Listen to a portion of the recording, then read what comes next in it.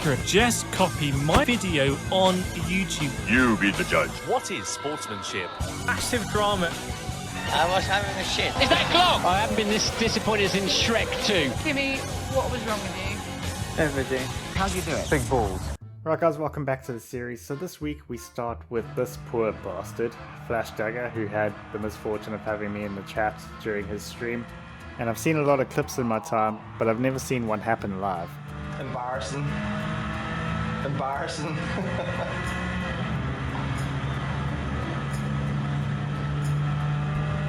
Oh, that's reading the chat. Oh, that's... Well, Devon, there's your content. That's reading the... That was reading the chat going to the grass. Oh my goodness.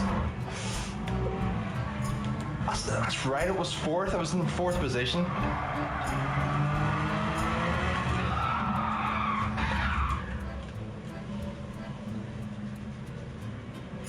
I have no words. Right, okay. First time I have Devon in, and yeah, it was on brand, let's put it that way. It was on brand. I just wanted to make you feel at home, Devon, that's all it was. Okay, and then next up at number 7, we're moving to a track that I'm just going to put my hands up and say, I don't remember the name of it. Anyway, we have got the Italian, I don't know if that was, intentional, but either way, Shadow's remembering as he comes out of the pits. We're going to have a bit of a cutback and then just going to, slightly aggressively return the favour. So Shadow is certainly not entirely innocent here. However, you got to pick your battles because, we go for another bit of revenge. We make it look easy. And Shadow gets out of the way pretty comfortably. And we're all the way down into 5th place, so that did not work out quite as planned. And then next up at 6, we're going to be moving back to Watkins Glen. And this is what kicked off the raging battle between these two. Rage being the operative word. So a bit of crowding out there, not allowing much room. And then brake checking. Brake checking before the bus stop, unless you get it 100% right, is a very bad idea because that means the guy behind you is very close behind you. And he is still able to punch you. So 2-second penalty and then just making a fool of himself. Up to this point he was okay, but no, not anymore.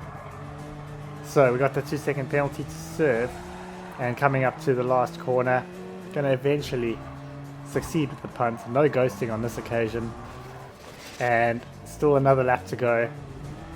Still a long way behind, but that penalty has now turned into a 5-second penalty as he ghosts his way through him.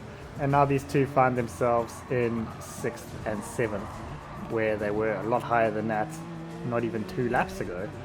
So coming into the final corner of the race, going to go for a punt, he's going to take himself out.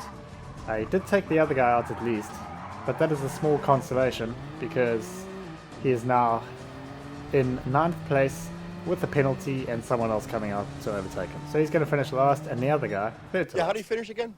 Dead last? Oh, yeah, he had a good day, though. Thanks. And then starting the top 5, we're going to be jumping to Autopolis. Don't see this track pop up very often. So as we come into this right-hander, I just want to preface this by saying that was not the cleanest of overtakes from Black Cat Guy. But again, got to pick your battles. So we're going to fast forward down towards the first corner. Here comes Daniel Ricciardo into the braking zone, last of the late breakers, and yeah, didn't quite succeed there. Now we're going to try a different approach as we head into the second braking zone. Going to go for the no brakes approach and end up missing and traditionally quitting the race. And then just missing out the top 3, we have got Flash Dagger again. If Flash Dagger ever comes to you guys and offers you any sort of gambling advice, don't take it, because this is the unluckiest man alive. Although it's hard to say if he's as unlucky as the world champion. He has just mule kicked in the back there. So we're going to have a replay of that. Instant replay, please. And just get to the bottom of what actually happened there. So he's very kindly provided another camera angle, and then just the game did not ghost him as he crashed into the wall as it should have. And then let's have a slow-mo replay. The world champion coming up here. Just wrong place, wrong time, mule kick, and he is out of there. He was briefly ghosted and then unghosted, so the game not doing the best job there. And then starting the top 3, we have got Modern Retro Wife, not seen on screen. We've got someone who, Jaguar may be reaching out for reparations because of the way that their name has been displayed on show here. Just an awful display for this final lap. Just anyone who gets anywhere near him is, that they got a target on their back or on their side in some cases. Wherever they are in relation to him, there is a target. And then just a beautiful attempt into the first corner. Succeeded in picking up some positions and also a 5-second penalty. Of course, that's the Ferrari's fault on the left. It's also the Ferrari's fault on the right. And then jumping ahead a bit, Ferrari was still very angry with them. Going to shove him out the way. Increase that penalty again. Now we are sitting at 11 seconds. This is record-setting stuff here.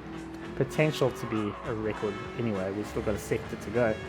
So going into the left-hander, the Mercedes really should have been aware of the situation there, of who was around him. And then 13 seconds, trying to increase that ever so higher. And now down into 10th place, a whole bunch of people coming to get past. Gonna have one final crack at someone, not many other people around him to have a crack at, and well, it's actually gonna backfire that time. And he's a very sad boy as he finishes last with, I think, 16 seconds of penalties. And then just missing out the number 1 spot, staying on Fuji. Now this time we are in the Ferrari, and this was the thumbnail race. I mean, it hasn't done anything wrong there, but the white Ferrari didn't, well, he took that personally. And let's have a look there. As we jump to his perspective, he says play well or go to hell. And I'm guessing as we go into this braking zone, unfortunately, mate, you are the one who, by your very definition, is the one who is going to be going to hell. And he's going to be doing that via a ramp into the tyre wall. He's also going to lose a bunch of places there and pick up a 1.5-second penalty. So not taking his own advice on that one. And taking the number 1 spot, this one actually left me kind of dumbfounded. It's not something I've really seen before. So going into the first corner of the race, this is this guy's modus operandi. Just punt into that corner, because we're going to have another go at lap 4. He's now closer to Jester, and he's going to be able to do the traditional move, or try to anyway, as Jester manages to get past, and then Jester's just going to start, I guess, jesting him. And he's going to end up behind him, but someone else is going to overtake him, so he's still in second place. You can't keep getting away with it! He can't keep getting away with it! He won't. So, going into lap 8, he's still in the lead. He made a mistake. The Citroen is going to get past. I believe that might have been the Citroen from the very first lap. So now, as he comes into the left-hander here, going to have a perfect opportunity at a ram. Hello, bozo. And end up crashing into a barrier that I'm guessing he didn't see. I wasn't too sure that I actually saw it. And we're going to continue the rot as he's got half a second of penalties. He's going to end up crashing off as he crashes someone else off. And all the way down into 8th place by the end of this. So that was karma working overtime. So you guys, I hope you've enjoyed. If you have, go and leave a like. If you're on, go ahead and subscribe, and I'll see you in the next video.